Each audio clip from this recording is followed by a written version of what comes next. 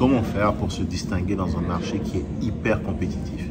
Je suis actuellement à Lisbonne pour des vacances et tout au long de mon séjour, j'ai rencontré quelqu'un qui s'appelle Raphaël, que j'ai trouvé fortement inspirant, qui fait ce qu'on appelle qui est un conducteur de tuk-tuk. Un tuk-tuk, ce sont des petites mobylettes un peu comme celles qu'on a en Afrique, qu'ils prennent pour promener les touristes tout au long de la ville. Et en apparence, Raphaël est quelqu'un qui n'a pas forcément beaucoup de moyens, qui travaille pour un boss qui a en saison haute jusqu'à 800 tuk-tuk dans la ville de Lisbonne. Mais ce que j'ai trouvé vraiment intéressant dans l'approche de Raphaël, c'est tous les éléments qu'il a mis en place pour être en mesure de se démarquer et de constamment avoir de la clientèle. C'est quelqu'un d'extrêmement ambitieux qui travaille justement à pouvoir avoir sa propre entreprise. Et j'ai passé la journée avec lui aujourd'hui, puis j'ai trouvé intéressant de faire cette vidéo pour vous partager certains traits de caractère qu'il a, qui font que je suis convaincu qu'il va aller très loin dans toutes les entreprises qu'il va entreprendre. Raphaël, d'abord, ce qui s'est passé, c'est qu'on était sur l'une des rues principales de Lisbonne, ce qui est l'équivalent finalement des Champs-Élysées. On a été abordé par plusieurs conducteurs. Puis, pour vous faire un peu la petite histoire, c'est que j'avais prévu aujourd'hui de vraiment faire une marche pour découvrir la ville à moi. Donc quand j'étais approché par ces gens-là, je n'étais pas très enclin initialement à faire affaire avec eux parce qu'on est toujours un peu méfiant quand on est dans une nouvelle ville. On se dit est-ce que c'est une arnaque, est-ce qu'ils vont essayer de m'entuber. Du coup, j'étais toujours un peu réticent. Raphaël, ce qu'il a fait quand il nous a vu arriver, il m'a approché. Il nous a proposé de faire un tour. Au début, j'ai dit non. Puis il m'a dit, écoute, laisse-moi quand même te parler un peu du programme, de ce que j'ai à proposer. Et ensuite, derrière, je serai en mesure de pouvoir dire oui ou non. Ce que j'ai trouvé intéressant, c'est qu'au lieu de juste s'arrêter en disant, on m'a rejeté, non, je laisse tomber, il a continué, il a persisté. Et je trouve que c'est un trait de caractère qui est vraiment important pour réussir dans la vie, c'est d'être en mesure de constamment ne pas accepter un non. Pour moi, un bon vendeur, un bon salesperson, va être en mesure de pouvoir gérer le rejet et d'être constamment en mesure de dire, quand on lui dit non, de proposer une solution alternative. Et j'ai trouvé ça super intéressant. Premier bon point pour Raphaël. Deuxième bon point pour Raphaël, c'est que ma femme tout de suite lui a demandé c'est quoi le prix. Puis il a dit non, laisse-moi te présenter le service dans le détail et ensuite tu pourras décider si le prix est bon ou pas. Et j'ai trouvé ça très intéressant comme approche parce que s'il était allé voir directement, il avait commencé directement par parler d'un prix, la réponse aurait été simple, c'est de dire c'est too much, non, et on y va.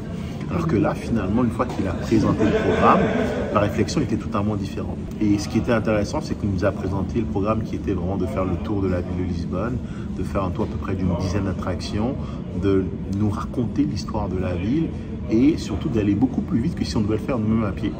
Et si tu me suis un peu, tu sais que pour moi, l'une des choses les plus importantes au monde, c'est vraiment le temps et non l'argent. Du coup, je me suis dit avec ma femme, mais ce serait peut-être intéressant de faire l'expérience et de tenter, qui ne tente rien à rien. Puis, le prix qu'il demandait n'était pas très élevé.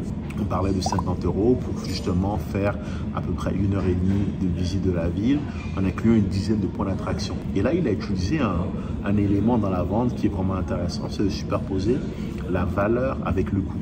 Là, il nous a présenté une dizaine de places à aller visiter qu'on allait faire beaucoup plus rapidement. Donc, dans mon cerveau, ce qui s'est fait, c'est que je me suis dit combien de temps ça m'aurait pris pour faire 10 places à pied. Et là, je vais le faire beaucoup plus rapidement. Je n'aurai pas à marcher. Je suis en vacances, donc je suis un peu en mode lazy. Et je vais prendre ça relax. Et du coup, ça devenait un no-brainer. En bon commerçant que je suis, j'ai quand même négocié le prix.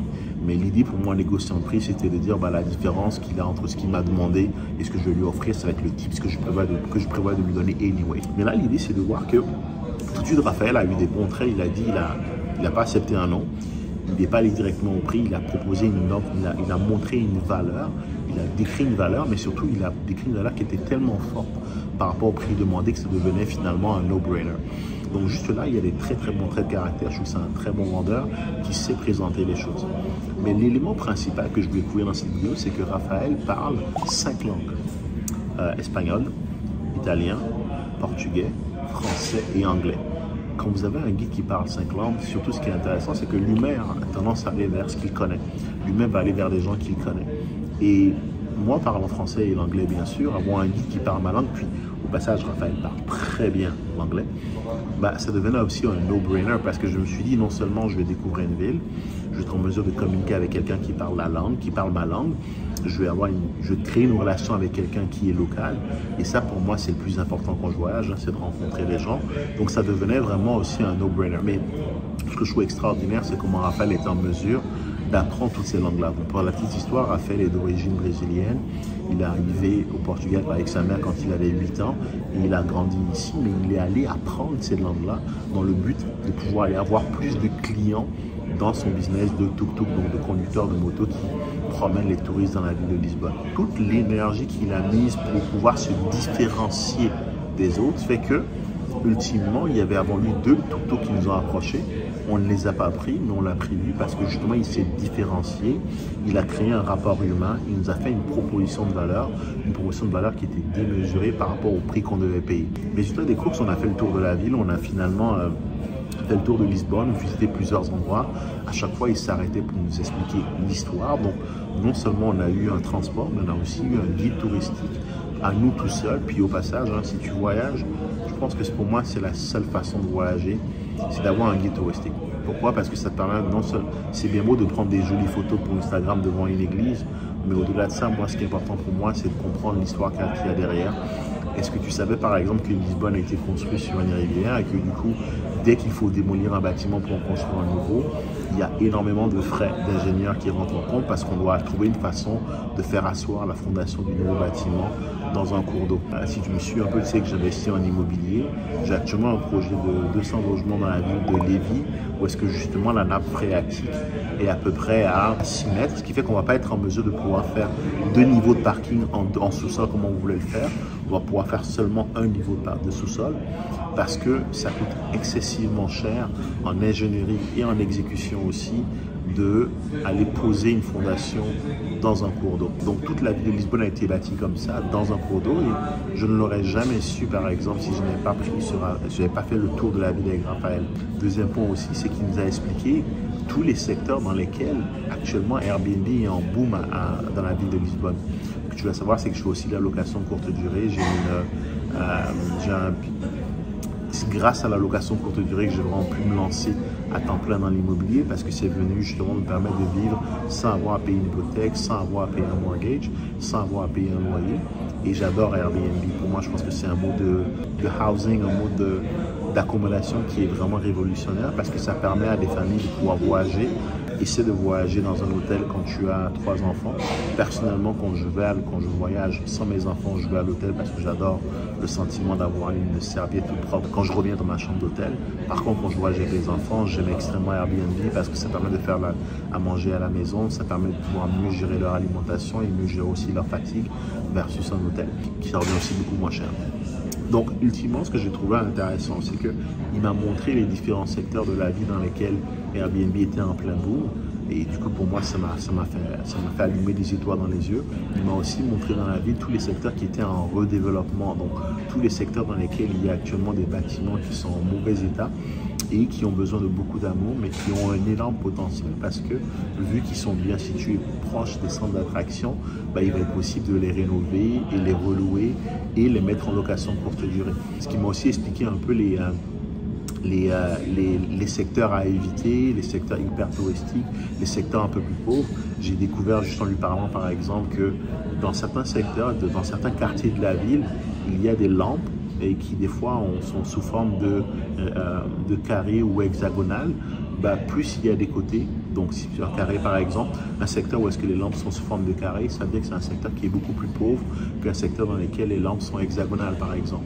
Plus de côtés veut dire plus riche. Ça n'a l'air de rien, mais comprendre en profondeur toutes les nuances associées à une ville, pour moi c'est important. Et compte de l'histoire, c'est que Raphaël a appliqué ce que j'appelle un peu un upsell.